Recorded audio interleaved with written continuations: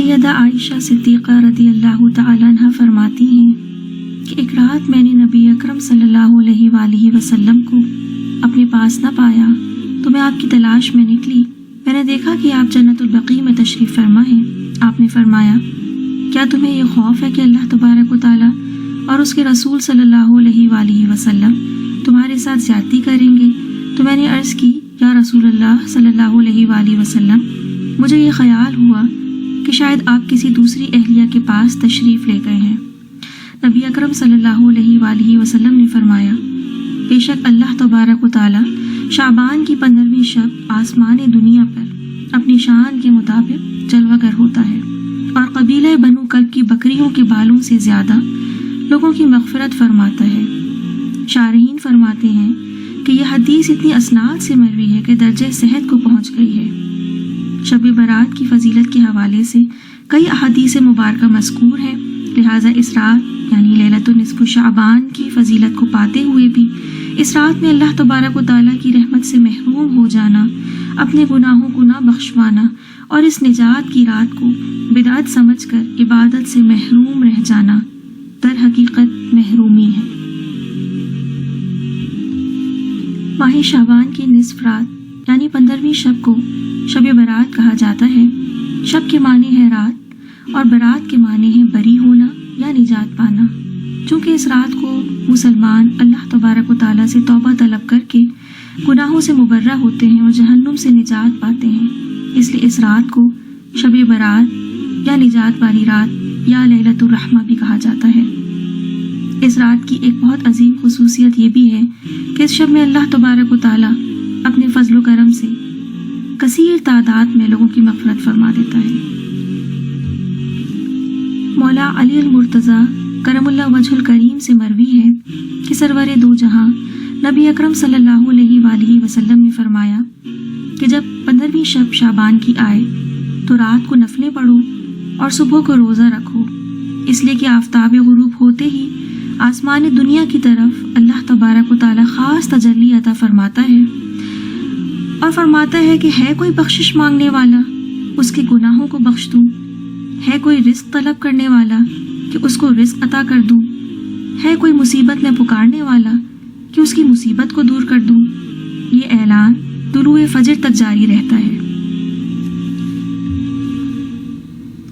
جلیل القدر تابعی حضرت عطا بن یسار رحمہ اللہ علیہ بیان کرتے ہیں کہ شب قدر کے بعد شعبان المعظم کی 15ویں شب سے افضل کوئی رات نہیں۔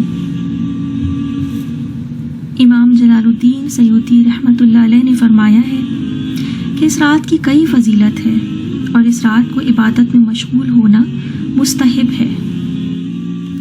ابھی جو حدیث مبارکہ میں بیان کرنے لگی ہوں، اس حدیث کو ابن حبان رحمۃ اللہ علیہ نے اپنی صحیح میں شامل فرمایا ہے۔ ابن حبان رحمۃ اللہ علیہ وہ محدث ہیں جن کے بارے میں یہ قول مذکور ہے کہ وہ صحیح حدیث کو جمع فرمانے والوں میں سے ہیں، اور البانی نے بھی اس حدیث کو صحیح قرار دیا ہے۔ عن معاذ بن جبل عن النبی صلی اللہ علیہ وآلہ وسلم قال يطلع اللہ الى جمیع خلقہ لیلۃ النصف من شعبان فیغفر لجمیع خلقہ الا لمشرک او مشاح۔ حضرت معاذ بن جبل رضی اللہ تعالیٰ عنہ نبی اکرم صلی اللہ علیہ وآلہ وسلم سے روایت کرتے ہیں کہ آپ نے فرمایا، شعبان کی 15ویں رات کو اللہ تبارک و تعالیٰ اپنی تمام مخلوقات کی طرف متوجہ ہوتا ہے اور سب کو بخش دیتا ہے سوائے مشرک اور مشاہن کے، یعنی کینہ پرور کے۔ ابن تیمیہ نے اپنے مجموع الفتاوی میں بیان کیا ہے کہ 15ویں شب کی فضیلت کے حوالے سے چونکہ کئی احادیث مبارکہ روایت ہوئی ہیں اور کئی سلف و صالحین اس رات نوافل ادا کیا کرتے تھے، لہٰذا یہ رات متنازع نہیں ہے، اس پر کوئی اعتراض نہیں ہے۔ اس رات یعنی شب برات کے حوالے سے صحیح حدیث بھی موجود ہے اور ضعیف حدیث بھی موجود ہے، اور اگر کچھ ضعیف حدیث موجود ہوں تو یہ یاد رکھیے کہ ضعیف حدیث کا مطلب یہ نہیں ہوتا کہ یہ جھوٹی حدیث ہے یا یہ غلط ہے۔ ضعیف حدیث کا مطلب یہ ہوتا ہے کہ اس میں کسی راوی میں ضعف پایا جاتا ہے، یا تو حافظے کے اعتبار سے یا کسی اخلاقی اعتبار سے۔ اگر کئی ضعیف احادیث روایت ہوں تو یہ احادیث مل کر محدثین کے نزدیک حسن حدیث کے درجے کو بھی اختیار کر جاتی ہیں، اور فضائل اعمال میں ان پر اعتماد کیا جاتا ہے۔ یعنی ضعیف حدیث فضائل میں معتبر ہوتی ہیں، حلال و حرام میں اخذ نہیں کی جاتی ہیں۔ لہٰذا اس رات عبادت کو بدعت سمجھ کر جھٹلا دینا درست نہ ہوگا۔ بدعت کسے کہتے ہیں؟ ایسا عمل جس کی مثال آقا کریم صلی اللہ علیہ وآلہ وسلم کے دور میں نہ پائی جائے، دین میں جس کی اصل موجود نہ ہو، جو سنت کے مخالف ہو۔ ہر عمل بدعت نہیں ہوتا جب تک کہ وہ شریعت سے نہ ٹکرائے۔ بہت اعمال ایسے ہیں جو سیدنا رسول اللہ صلی اللہ علیہ وآلہ وسلم اور صحابہ کے دور میں نہیں تھے، بعد میں رائج ہوئے۔ مثال کے طور پر قرآن مجید پر اعراب لگائے گئے، الگ الگ پاروں میں تقسیم کیے گئے۔ علم التجوید، علم العقائد، یہ علوم سیدنا رسول اللہ صلی اللہ علیہ وآلہ وسلم کے دور میں موجود نہیں تھے۔ یہ بدعت ہے، لیکن بدعت حسنہ میں سے ہیں۔ بدعت کی اقسام ہے، بدعت حسنہ و بدعت سیئہ۔ لفظ عقیدہ پورے قرآن میں موجود نہیں ہے، حدیث میں نہیں ہے، لیکن کیا یہ شریعت سے ٹکراتا ہے؟ نہیں، اس کی اصل موجود ہے۔ اسی طرح سے علوم الحدیث بھی موجود نہیں تھی، صحیح بخاری بھی موجود نہیں تھی، تو یہ بھی بدعت شمار کیا جائے گا کیا؟ لیکن مومنین نے ان کو رد نہیں کیا اور ان کو اچھے کاموں میں شمار کیا ہے۔ جیسا کہ روایت میں ہے، عبداللہ ابن مسعود رضی اللہ تعالیٰ عنہ فرماتے ہیں کہ جس چیز کو مسلمان اچھا سمجھیں وہ اللہ کے نزدیک بھی اچھی ہے۔ اور رات کے پہر عبادت کرنا بدعت نہیں ہوتا، بلکہ عبادت تو مقصد تخلیق انسانیت ہے۔ اللہ تبارک و تعالیٰ عبادت کے لائق اس وقت بھی تھا جب اس نے کچھ بھی تخلیق نہ فرمایا تھا۔ اگر اس رات کوئی عبادت میں اس کے فرض یا واجب ہونے کی تخصیص نہیں کرتا ہے بلکہ اس کو مستحب جانتا ہے تو یہ باعث اجر و ثواب ہے۔ عبادت کسی بھی رات ممنوع نہیں۔ جب بڑے بڑے محدثین نے، فقہاء نے، علماء نے ان احادیث مبارکہ سے شعبان کی 15ویں شب کی فضیلت کو ثابت کیا ہے تو پھر اس رات کی عبادت کو بدعت کہنا مناسب نہیں۔ امام شافعی رحمۃ اللہ علیہ نے فرمایا ہے کہ ہمیں یہ بات پہنچی ہے کہ 5 راتوں میں دعا قبول ہوتی ہے: جمعے کی رات، عید الاضحیٰ کی رات، عید الفطر کی رات، ماہ رجب کی پہلی رات اور 15ویں شعبان کی رات۔ آگے فرماتے ہیں کہ میں اس کو مستحب قرار دیتا ہوں۔ اس رات کی فضیلت میں 17 صحابہ کرام سے روایات موجود ہیں اور اس میں صحیح حدیث بھی موجود ہے۔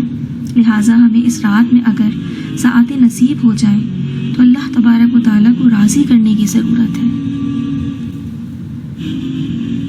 بعض لوگ ان احادیث کو ضعیف کہہ کر رد کر دیتے ہیں کہ یہ فضیلتیں تو شب قدر کے لیے ثابت ہیں، لیکن کیا اللہ تبارک و تعالیٰ کی رحمتوں کو، اس کی بخشش کو ہم اپنے عقل کے ترازو سے جانچ سکتے ہیں؟ یا رب تبارک و تعالیٰ کی رحمتوں کو، اس کے عفو و درگزر کی وسعتوں کو ہم محدود کرنا چاہتے ہیں؟ اس رات میں جو ذکر میں مشغول ہوں اور رب کو پکارتے ہوں، اپنی بخشش چاہتے ہوں، ان کو عبادت سے روکنا درست عمل نہیں ہے۔ اور رب تبارک و تعالیٰ کے خاص مقربین، ان کا ایک پل بھی اللہ کی عبادت سے، اس کے ذکر سے غافل نہیں رہتا۔ رب تو رحمان ہے، ستار ہے، غفار ہے، اس کی رحمت تو بخشش کے بہانے طلب کرتی ہے کہ اس کا بندہ اپنے گناہوں پر شرمندہ ہو کر اپنے مالک کے پاس واپس پلٹ آئے۔ موت کے بعد تو سب نے ہی پلٹ آنا ہے، اس دنیا میں سچی توبہ کے ساتھ اپنے رب کے پاس پلٹ آئے۔ امام الانبیاء نبی اکرم صلی اللہ علیہ وآلہ وسلم نے فرمایا، اللہ تبارک و تعالیٰ فرماتے ہیں، اے بنی آدم، جب تک تم مجھ سے دعا کرتے رہو گے اور مجھ سے امیدیں وابستہ رکھو گے، میں تم کو معاف کرتا رہوں گا۔ جو گناہ بھی تم نے کیے ہوں گے اور مجھے کچھ پرواہ نہیں ہے۔ اے بنی آدم، اگر تمہارے گناہ آسمانوں تک پہنچ جائیں پھر بھی تم مجھ سے معافی طلب کرو گے تو میں تمہیں معاف کر دوں گا اور مجھے کچھ پرواہ نہیں ہے۔ اے بنی آدم، اگر تم زمین کے برابر گناہوں کے ساتھ مجھ سے ملاقات کرو، لیکن جب تمہاری مجھ سے ملاقات ہو تم میرے ساتھ کسی کو شریک نہ ٹھہراتے ہو تو میں تمہارے پاس ان گناہوں کے برابر بخشش کے ساتھ آؤں گا۔ ہمیں چاہیے کہ ہم اس رات کو تہیہ کریں کہ ہم اپنے رب کی طرف رجوع کرتے ہیں، اور جیسا کہ روایت میں مذکور ہے کہ رب تبارک و تعالیٰ تمام خلقت کو بخش دیتا ہے سوائے مشرک اور مشاہن کے۔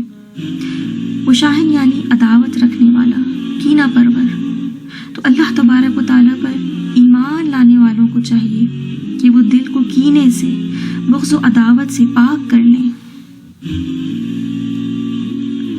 دل تو محبت کی جگہ ہے، اس میں نفرتوں کو نہیں بسانا چاہیے۔ اگر دل میں نفرت آ جائے تو دل داغدار ہو جاتا ہے اور پھر بے سکونی دل میں گھر کر جاتی ہے، اطمینان ختم ہو جاتا ہے۔ اس لیے اگر ہم چاہتے ہیں کہ رب تبارک و تعالیٰ ہمیں معاف کر دے تو ہمیں دوسروں کو معاف کر دینا چاہیے۔ اور جو دل کینے سے، نفرت سے پاک ہوگا وہ دل روشن ہوگا نور ایمانی سے۔ اللہ تبارک و تعالیٰ کی معرفت ربانی اسی دل میں سما سکتی ہے جو دل داغدار نہ ہو۔ اور مومن کا دل پاکیزہ ہوتا ہے، اس میں حسد نہیں ہوتا ہے، اس میں احساس ہوتا ہے دوسروں کے درد کا۔ رب تبارک و تعالیٰ کل مومنین و مومنات سے راضی ہوں اور اپنے محبوب نبی اکرم صلی اللہ علیہ وآلہ وسلم کے طفیل ہمیں دونوں جہان کی بھلائیاں نصیب فرما۔ آمین۔ اللہم صلی علی سیدنا محمد النبی الامی وعلی آلہ واصحابہ وبارک وسلم۔